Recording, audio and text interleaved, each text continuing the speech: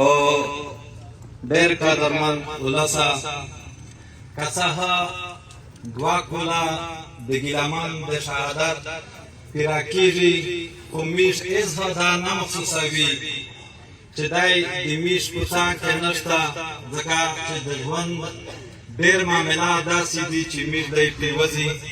سره تر کړي دي خو ایده یو بیت دی چې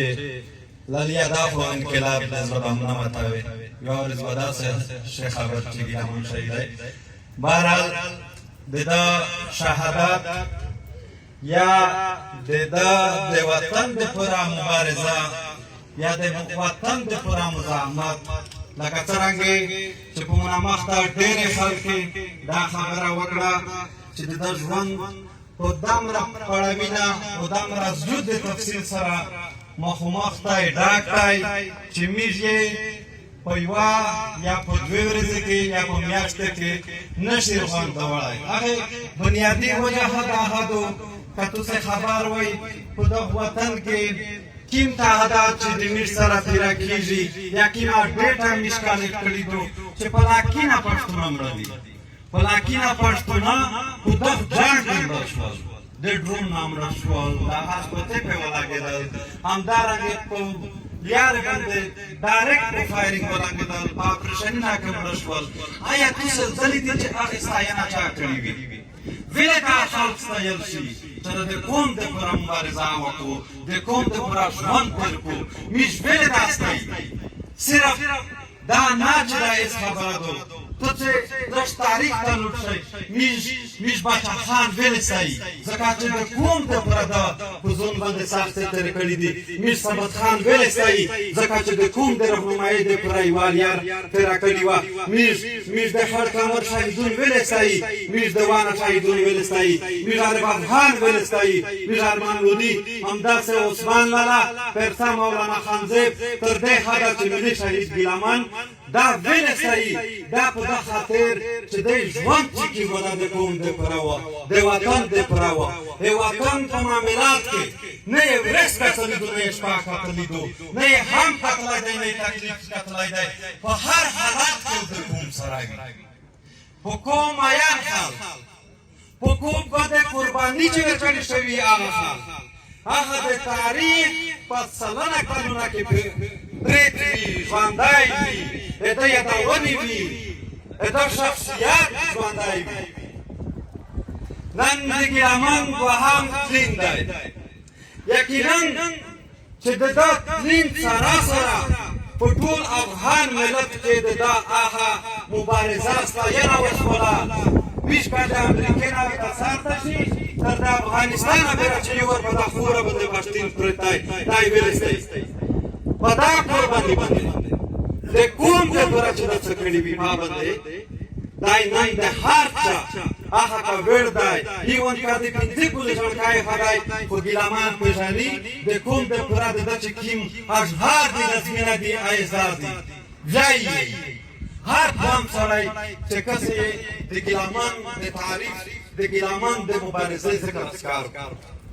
مطلب مې دا هوا چې د قوم د پوره قرباني دا ډېر کم خلک ورکوي د قوم د پوره د وطن د پوره قرباني ډېر کم خلک ورکوي ډېر خلک اظهار په دا اس حالات کې تاسو هم وینئ په ډرون باندې وړه وړه مسلمان شهید شول امیش زنانه امیش مشهور داسې درته هر څه هره کومه ورځ په مختلف شکلونه کې وي تر دې حده چې دوې ورځې پنځه ورځې په قبیله باندې هم وي ها البته میش خپل هم شمېري خو دا قوم څه ګوري تکلیفات په قومي نردریبي ای خلک طرفه د استعمار طرفه ظلمینه بیش ډېر تاریخونه میش توس بنګال تاریخ ته روچي چې 93,000 پتلینه ورکوي توس خو بنګال خلک چې توس سټډي کوي چې بنګال کې ځیته رسېدلی وه د خپل د قوم په بنیاد باندې په 15 سټوډنټس باندې په 15 طلبای بنګلادیش خپله ژبه به چا مجال نشي کېدای چې په بنګال کې بله ژبه ویلې شوې وه چا مجال نشي کېدای چې بله په بله ژبه باندې اختیار حاصل شوی وه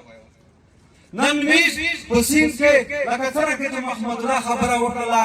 سلجونې خپله ژبه تر دې حده رسولي ده چې په تیکونه باندې په خپله ژبه لیکلي دي په خپل چې کومه دفتري چارې یې ده هغه په خپله ژبه باندې چار دی عدالتونه هم په خپله ژبه کې دي د اف ای آر هم په خپله ژبه کې دي قومي وحدت لري قومي وحدت کله چې د خپل کلتور نه خپله ژبه لري کې لکه انسان چې جسم نه چې روح لري شي داسې د بدن نه چې کوم د نه لازماتي نه دي ورسره ختم شي ځکه چې یوه ژبه ده تو جذبات ورسره تړلي دي تو قومي هویت ورسره تړلی دی تو رواج ورسره تړلی دی د تو د دنیا معاملات چې څرنګه دي ژبې سره تړلي دي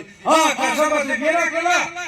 دغه بنیادي وجه هغه ده یو د اتفاق لري یو د اتحاد ختم وي یو ته د استعمار ژبه بهترین دا شي میشتو زدلي دي میشتو محسوس کړي دي که چېرې یو پښتین چېرې په داسې په انټرنیشنل لیول باندې په خپله ژبه باندې خبره وکړه بیا میشتو چې دا انګریزي نه ده په خپله ژبه غږېږي میش په خپله ژبه دې قدر کړي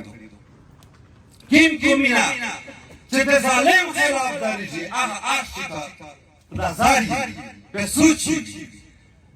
امیش جرگاه دی میشتو د جرگاه ولی ناکامه دو ولی کمزیری دو ریاست جرگاه واتا ویئی چه کلا د جرنیل سرک شمی ادما تختی مخبره و منال شی آتا جرگاه بی دا خودم جرگاه نو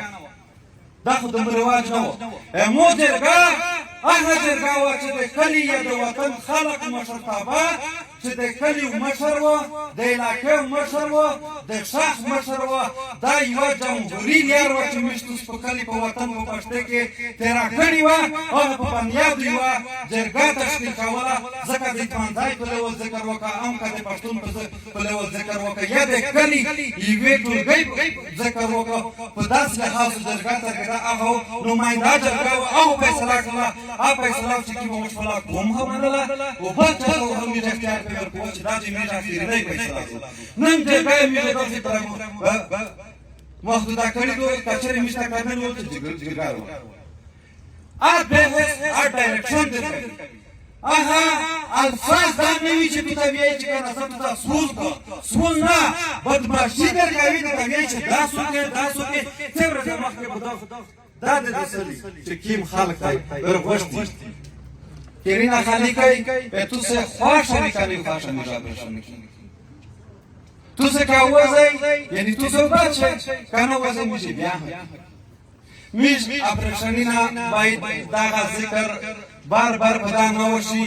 چې ودا رجا پلکی ذکر دار امرګل پلکی ذکر دا وشو پلکی ذکر دا وشو پدا ورا ټول سره ستړي او تا کلامو په وزیرستان کې داس کلای داس زی داس علاقہ نه دوته چې هر غشته دا خبره مې در سوالي نه چې دا ځان ته تشي درځای په کیم بنیاد دی او تشای دی نن کیم جان چې د وزیرستان ته ټارګټ کیلینګ نشي شو کیم جان چې دا پرشن ضرب عذاب د ټارګټ کیلینګ د پوسټر د زیاده نشي شو نن د پښتونخوا هر ګوټ ته رسېدلی دی بل ورځې په زیارت کې 43 کسان شهیدون کړل مړه کړل همدغې خلک یې ورلوژلي وي اذان ته ولای باقاعده تیزاب خفیتي کړل تر دې حده د تو مارګ ورسېده بنیادي وجه دا ده چې تو خپل حریت ګېدلی دی تا په ملي وحدت خبره نشې کړی تا د ملي وحدت چې د کوم بنیادي بنسټونه پرې جوړ دي واته خبر ریمه ملي وحدت ته څرنګه وبله په ټیم رېګلر خل باندې د تو کاروبار بند کړ بنیاد یې دا وته جوړ کړ چې دغه نامه ته په باندې په دهشتګردي درې په دا ذکر بیا وکړي چې دهشتګردي په کوم بنیاد د وطن کاروبار په دا خوره باندې په صدی نظرینه کولینه پیرا کېږي چې دا پښتونه دا وزیر دا وړ مسجد او مروات او مثال مامان خیبر په دا وړ خلق پروته دي هیڅ مسله نه وه څلوېښت کاله چې کله یوه د پنجابي فوجي دوله قدم ایښی دی منصوبې دوله جوړه شولې دوله د تو حریت ختم کولی بنیادي نه جوړ شول ژبه یې دنه ختم کړه کلتور یې دنه ختم کړه تو لباس یې د دهشتګردۍ لباس وګڼه هم په دا یونیورسټۍ کې په دا میوزیمونه کې تو ډانسر شوګله چې که چېرې تو څه دهشتګرد پېژنئ هغو یا ټوپۍ په سر وي یا یې لنګۍ والې وي یا یې جبې وغوښتې وي همدا دهشتګرد وي دا یې تو هوریت ختم کړه اوس میش وایي چې اتفاق وچار دی هر قوم سړی وایي یقینا خواهش به لري خو ته خو اتفاق یور پر سر ته تکشش ده یور خو ته بحثیت قوم دا خبره وچړه چې ودرېږه د مو هوریت د چې تا سره تړلی دی مو هوریت په کوم بنیاد باندې بله جوړ شوی دی دا چونکه د ګیلمان شهید د دوهم پلین ذکر اسکار راوند دی میژو یعنی په ژوند کې ډېر خلکو وي بهادر خلکو وي ننګیالي خلکو وي پیاوړي خلکو وي خو د دې مېړانه د ده پیاوړتوب میژ ته مثال نه میلاویږي چې میژ یې ذکر کړي ځکه چې کله میژو د ډاکټر سلینا راوتلي بیا د بانی جل ته یې راوړلي هغه نه بعد میژ ته اول پیشي درتللي بیا دا اول شعر دا ذکر کړی و ما پردی راوی نشي چې دا ژوند نه به خلاص کړم ما پردی راوی نشي چې دا ژوند نه به خلاص کړم زه دا ژوند په ارمانه یم زه به بیا کوم خلاص د ګیلمان هر یو هزار هر یو شعر د قوم د ملت د جوړولو دپاره یعنی په شاعري کې په ژوند کې چې کوم دا په خپل هویت کې واستلي وي هغه یې په شعر شاعري کې ثابته کړي دي او په عمل کې دا ثابتوله یو بل ذکر خاص کر یې د ډیورنډ کرښې په لحاظ دا کړی دی دا دوه لرو برمین مزید بېلتون زغمی نشي دا دوه لرو برمین مزید بېلتون زغمی نشي پاس به په ډیورنډ کرښه ځانونه وژني ګورئ او اخري چې دا د خپل احساسات خبره راټوله کړي دو ځکه چې دا د ژوند تمامات پوی و ما چې دا لیکلي او ویلي دي د کام ما چې دا لیکلي او ویلي دي د کام ما هم د خپل شعرونه وژني ګورئ ډېره